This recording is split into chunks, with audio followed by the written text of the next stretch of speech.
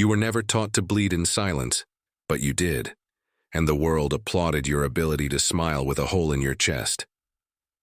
Emotional rejection is not just pain. It's annihilation of the self as you knew it. When someone turns their back on you, when love is withdrawn, presence withheld, or acknowledgement erased, it does not merely sting. It shatters the fragile mask you wear to belong. That mask is your persona, a concept Jung warned us not to confuse with the self. But what if your entire identity was built on being accepted? What happens when the only version of you that felt worthy, pleasing, accommodating, lovable gets discarded like a broken toy? That's when the wound cuts deeper than the flesh.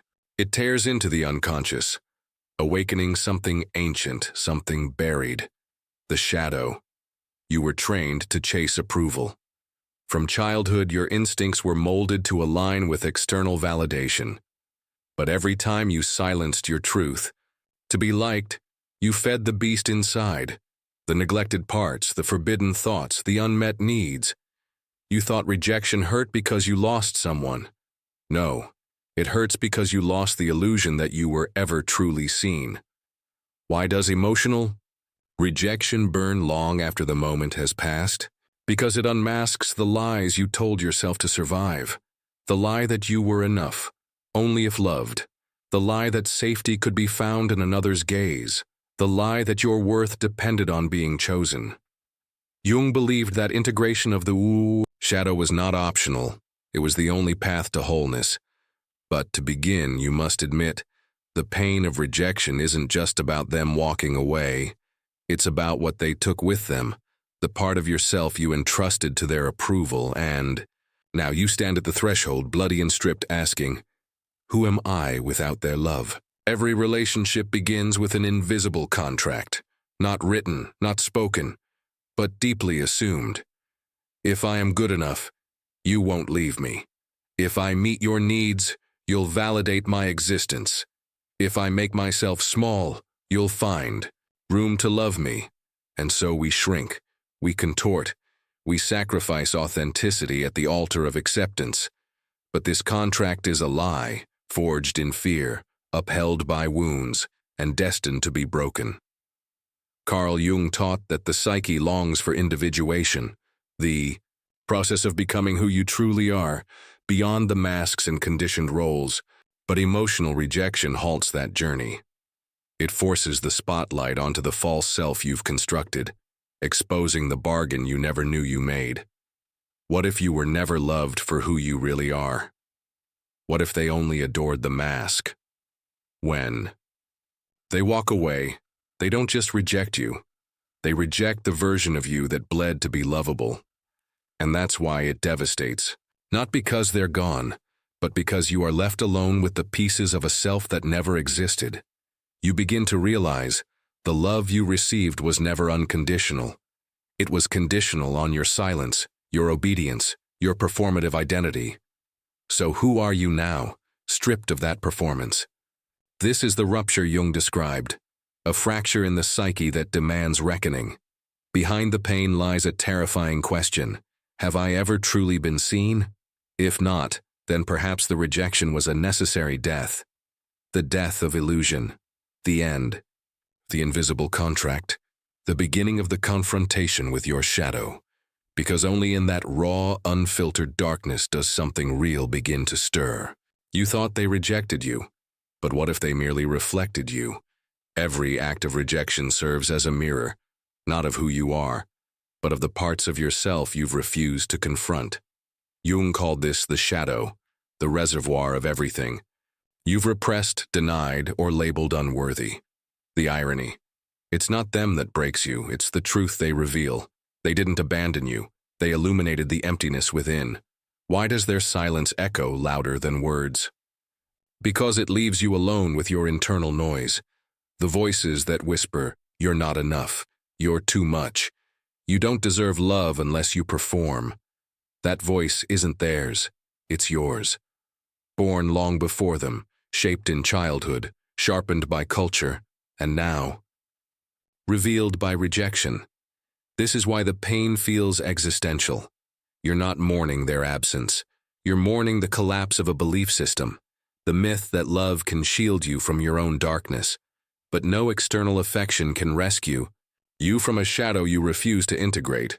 Jung warned, what you resist persists. The more you hide your pain, the louder it becomes. And rejection? It doesn't create the wound. It simply exposes it. So look in the mirror they held up as they walked away. See the neglected child still begging to be chosen. See the rage you suppress to be palatable. See the fear that you'll never be whole. The shadow doesn't want revenge. It wants reintegration. But you cannot reclaim what you won't even name. And until you do, every rejection will feel like death, because part of you dies every time you run from the truth. What if love was never about connection, but control? Rejection feels like betrayal, but perhaps the deeper betrayal came first, when you accepted a love that demanded your submission. You weren't embraced. You were shaped, bent into something agreeable, pleasant, harmless. Jung spoke of the persona, the mask we craft to survive society. But when love demands that you become your mask, that mask calcifies into a prison. And emotional rejection? It's not just heartbreak. It's the violent moment when the prison door slams shut and you realize you were never free. Isn't it strange how we romanticize the very chains that bound us? You begged to be seen, but only showed what was acceptable. You longed to be chosen, but hid the parts you feared were unlovable. And in doing so, you created a relationship not based on truth, but on manipulated perception. They fell in love with your disguise. So when they left, you didn't just lose them. You lost the illusion that your false self could ever keep you safe. That's the true agony. Not the absence of love, but the revelation that love was never real. It was a contract of performance. Why did you allow this? Because deep down, you feared your authentic self was too chaotic, too intense, too raw. Society conditioned you to believe that acceptance must be earned through suppression, that your instincts, your emotions, your depth must be tamed to be tolerated. But Jung knew better. He knew the psyche cannot thrive in exile from itself. He knew that unintegrated instincts become addictions, compulsions, projections. And now, here you are, abandoned, yes, but for the first time unmasked. Now you must ask, was it ever love if it couldn't hold your whole truth? Rejection doesn't just hurt. It awakens something ancient. In the silence that follows abandonment, a deeper voice begins to rise. It's not the voice of your ego, it's the voice of the archetype. The eternal patterns buried deep within the collective unconscious waiting to be activated by suffering. Jung believed that each of us carries mythological roles within us. The orphan, the warrior, the lover, the outcast. Rejection is the moment the mask falls and the archetype steps forward. You are no longer playing the role you chose. You are now embodying the role life assigned through pain. What story are you living without knowing it? The one who always gets left. The one who gives everything and ends up empty. The one who believes love is always just out of reach. These are not just personal patterns. They are psychic imprints, stories passed down through blood, memory, and trauma. And now, in your pain, they awaken. The danger is this: if you do not recognize the archetype, it will possess you. You'll begin to believe that your heartbreak is your identity, that your abandonment is your fate, that your pain is proof of your unworthiness. But this is the trap, because pain is not identity. It is initiation. Rejection is not here to destroy you.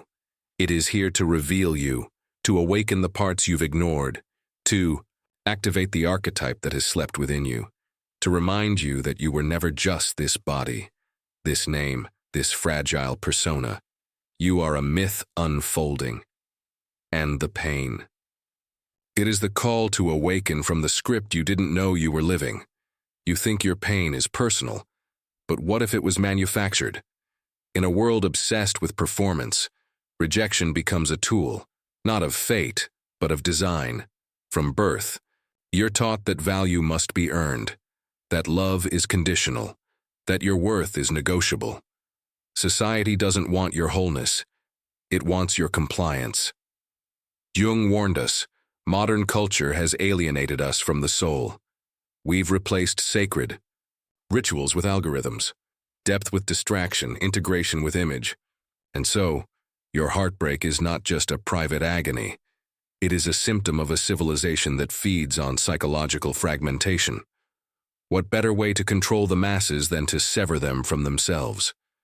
The moment you feel unworthy, you're sold. Solutions: a better body, a new identity, a performative relationship.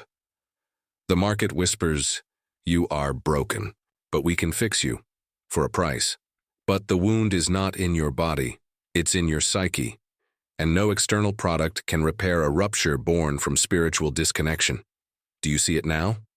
The pain of emotional rejection becomes profitable only when you believe it's proof of your inadequacy. So you keep chasing approval, validation, belonging. But the more you chase, the further you drift from your essence. This isn't an accident. It's a system, and your suffering sustains it. The true rebellion isn't revenge. It's remembrance of who you were before you were shaped, before you were programmed to believe that love must be earned through sacrifice. Rejection is your wake-up call, not to fix yourself, but to reclaim yourself from a culture that never cared who you really are. They left you. But didn't you leave yourself first? Before anyone else walked away, you had already abandoned the most vital parts of who you are. You silenced your intuition. You buried your rage. You dulled your desires. All in the name of being accepted, being loved, being safe. You made yourself palatable, then hated the taste of your own soul. Carl Jung wrote that the most terrifying thing is to accept oneself completely. And now you know why. Because in the act of pleasing others, you turned your back on your authenticity, and when they finally rejected you, they simply echoed a betrayal you committed long ago. So the real question is not, why did they leave me? The real question is, why did I leave myself to keep them? You feared that if you showed your truth, your darkness, your needs, your raw humanity, they would run. And perhaps they would have. But at least it would have been the real you who was rejected, not the ghost you became. Now that they're gone, the silence forces you to listen, to feel, to remember. The forgotten child, the neglected dream, the visceral scream you swallowed so many times that now your throat feels numb. Emotional rejection, then, is not just a breaking point. It's a mirror, and in it you see not only their absence but your own. You longed to be chosen, but maybe the person who needed to choose you was always you. So ask yourself, what would it mean to come back to the parts of you that were exiled, to forgive yourself for abandoning yourself? Because until you do, every love will be a performance, and every rejection will reopen the same wound, over and over again. There's a secret you don't want to admit. Part of you invited the pain, not consciously, but deep beneath awareness there exists a hidden hunger, for punishment, for self-erasure, for familiar suffering. Jung called this the compulsion to repeat, the psychic drive to recreate the very wounds that once defined us. Why? Because pain becomes identity, and identity, even if it hurts, feels safer than the unknown. You learned early that love came with conditions. So now, when someone withholds affection, it doesn't just feel familiar, it feels deserved. You interpret cruelty as intensity. You mistake absence for depth. You call it passion, but it's just pain dressed in longing. And here's the trap. The more you're hurt, the more convinced you become that you must earn love. So you try harder. You give more. You bleed for less. And when they finally reject it confirms the belief you've carried all along. I am not enough. This isn't love. This is emotional masochism. A ritual reenactment of abandonment disguised as devotion. But who taught you that love is something you survive, not something that nourishes? Society, parents, past lovers, it doesn't matter. Because now the blueprint lives inside you. Until you bring it into consciousness, it will continue to rule you. Quietly, destructively. The shadow feeds on secrecy, but integration begins with exposure. You must name the part of you that craves the wound. Only then can you free yourself from the cycle, because love should not feel like dying slowly, and rejection should not feel like home. You've cried, you've collapsed, you've begged for closure from people who were never listening. But have you let yourself rage? Not the petty anger of blame, not the surface tantrum of victimhood. I'm speaking of the sacred rage, the fire beneath the grief, the fury that comes when you realize you've betrayed yourself for far too long. Jung warned that what we do not bring to consciousness appears as fate. So what happens when your unspoken anger becomes your pattern? You don't explode, you implode. You internalize every wound. You wear smiles over scars. You romanticize your own erasure, and the world claps. But what if rage is not your enemy, but your ally? Beneath every act of rejection lies a deeper truth. You were taught not to take up space, not to speak, not to disrupt. You became agreeable to avoid abandonment, but in doing so, you abandoned your most primal instinct, to protect yourself. Where is that instinct now? Buried beneath apologies you never owed. Numbed by the need to be liked. Muted by a society that fears your power, but it's still there. And now, in the aftermath of loss, it demands resurrection. This is not about revenge, it's about reclamation. Rage is the soul's immune system. It signals what must no longer be tolerated. It calls you to rise from the ashes of despair, not as a victim, but as someone who finally sees the truth. You were never too much. They were simply unwilling to meet the depth you carry. Let your grief mourn the illusion. Let your rage rebuild the boundaries, because the version of you that once begged for crumbs is gone, and in her place, something unshakable begins to emerge. This was never just heartbreak. It was a psychic death. When they rejected you, they didn't just walk away.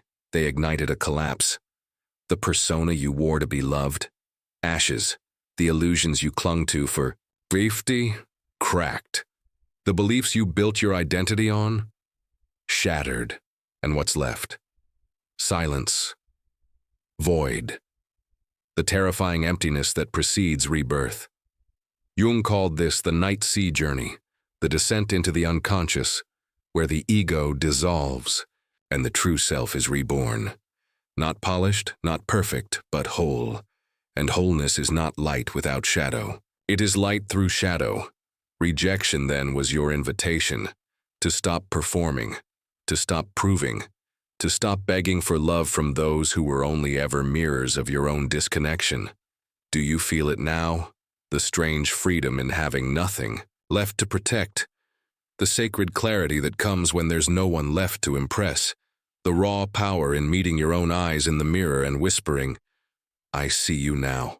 This pain was not punishment. It was initiation, the end of illusion, the unraveling of false love, the beginning of integration. You no longer need to chase approval. You no longer need to fear abandonment, because now you know you were never missing. You were buried beneath masks, projections, wounds that weren't yours to carry. But now you rise, not healed, not whole, but honest. And from that honesty, a new path begins, not toward another person, but toward the self you left behind long ago. The one who was never unlovable, only unseen. Now, you see, and nothing will ever be the same again.